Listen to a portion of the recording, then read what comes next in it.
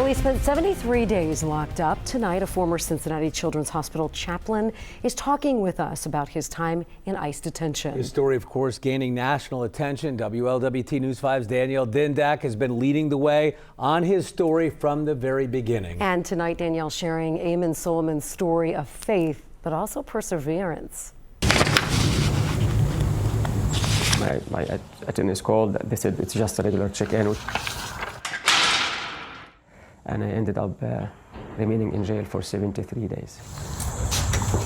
Memories behind bars still haunt Ayman Soleiman. I don't think there was one day that I didn't think of deportation and execution or torture. The now former Cincinnati Children's Hospital chaplain and Clifton Mosque imam found himself locked away inside a Butler County ICE detention cell. I was very stressed out, trying to get used to this life that I never imagined I'll be in one day. I came to the U.S. because I was persecuted and I was wanted for the Egyptian authorities. And so what did your work at Cincinnati Children's Hospital mean to you?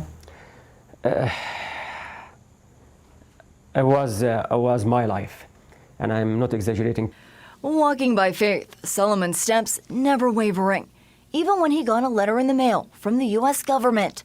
In December, when they said we're considering terminating your asylum, I think that drew me closer to God, to my faith.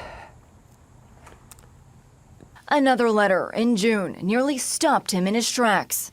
You are not eligible for asylum, and they came up with a new thing, which was because you provided material support to a Tier 3 terrorist, undesignated terrorist organization. Weeks later, before his check-in with ICE. If anything happens, just to speak about me. Yeah. If this is unfair. And going back to Egypt for me is a death sentence. On July 9th, Soleiman was detained.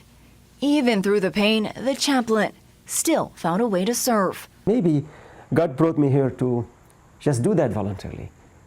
And actually, that's a beautiful thing and something that might actually distract me from thinking of the injustice.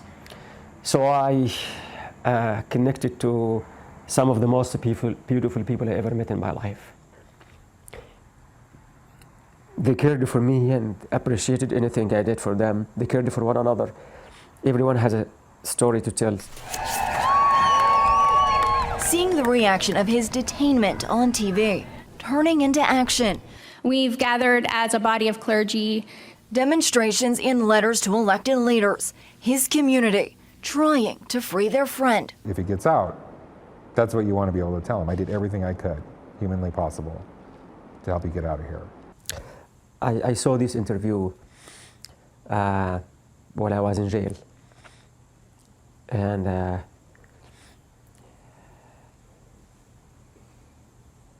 it brought me a lot of comfort, but at the same time, it broke my heart because I know that they will never give me this hug. Day 73 of his detention. Again, a letter. That told me that I'm not going to die, I'm not going to get deported, and I'm going to live in this country safe. Ayman, Ayman, Ayman, Ayman. It is a moment that I can never describe. I was just reborn that day, and it was beyond my dreams. And as for what's next for Soleiman, he told me he's focused on healing and taking care of himself, and he also wants to be an advocate for other ICE detainees. Mike and Trey? Danielle, thanks so much for that interview and that broader perspective of what he went through. Appreciate it.